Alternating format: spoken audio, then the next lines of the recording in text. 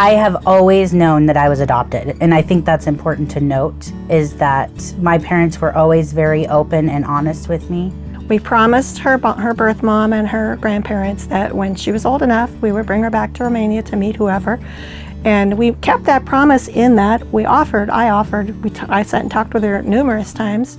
And at first she'd say, yeah, I want to go. And then she'd say, no, not right now, maybe later. I don't remember a defining point in my life where I was like, okay, it was always a back and forth. Yeah, I think I'm ready. Then no, I don't really want to.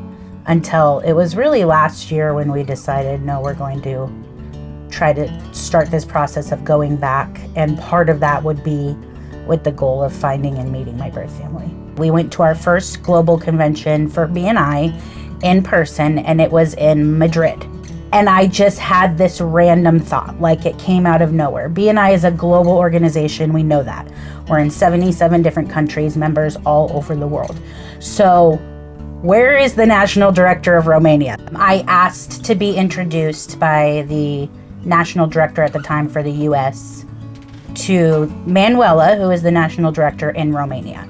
She introduced me to these Facebook groups, and the purpose of them is specifically for Romanian children, is you go in and you post as much or as little details as you have.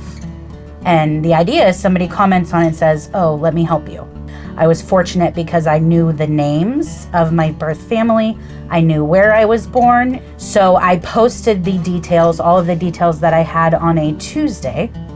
And 2 days later, a social worker who's been in social work since 1995 or something commented on the post and said, I just got off the phone with your uncle. He told me your mom still lives in Italy, now lives in Italy. I'm getting more information so that we can connect you. The night before I read that Facebook message, I actually didn't go to sleep that night. So I was out on the couch and I got that message scrolling Facebook at 4:30 in the morning because I was bored and not sleeping. So I was sound asleep at 4:30 in the morning and Anna came running into the room and she starts screaming, "Don't be mad at me! Don't be mad at me!" And immediately I'm thinking, she started a fire and we need to evacuate the house. Something majorly happened. And instead she said, I just found my birth mother. Like, why would I be mad at you? And why couldn't you start that conversation with, honey, wake up. I found my birth mother. When she told me she found her birth mom, I thought, well, it's about time. But then I didn't say that because I wanted to be supportive. So I just said, yeah, I'm happy for her. I'm glad she did, actually, because it gives her a little more information and understanding of where she came from and who her ancestry is. And she has that ancestry. She has another ancestry that she gets from each of us. She's got a lot of friends and family in her past. A lot of people that care about her. I never expected it to go that quickly.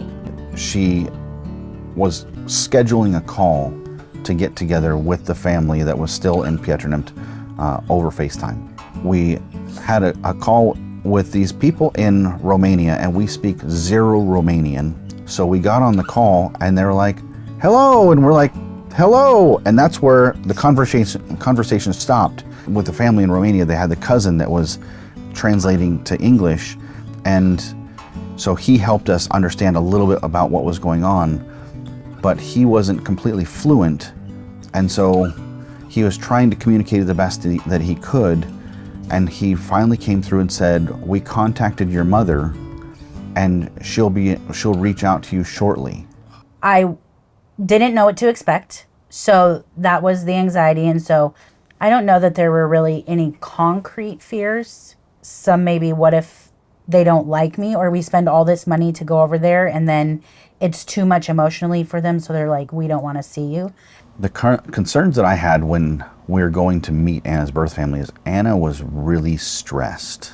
She was nervous, but she didn't know how to say it, and then finally she said, I don't know what I'm walking into. They were waiting outside for us. We drove around a corner and parked the car, and everybody was outside. It's like, picture like at an airport when you see somebody who gets home from the military for the first time. They opened their home to us. They fed us for hours. We sat around and joked. We used Google Translate for hours and hours. It was just like, we were relatives that maybe lived out of town that we hadn't seen in a couple of years, and we're just catching up. Because this was a BNI referral, it gave us a lot of experiences that we may have not had. So Manuela invited us to their national conference for BNI. We went to a BNI meeting in Bucharest as well as in Italy. And so it gave us more opportunities in BNI because of how it worked out. I think that the thing that we forget is BNI is so much more than just business. The referrals that you get might not be the referral to generate more business for your company, but it could generate some sort of connection that is life-changing, whether it's finding your birth family or whether it's finding some other massive connection. Why does that matter for the average BNI member is remembering that, yes, BNI is affecting our local economies, and that is important, but the global impact that it can have on your business is far more profound than just the four walls of your weekly meeting every single week. And that is why the global thank you for closed business numbers that are being passed exceed several different countries' gross domestic product.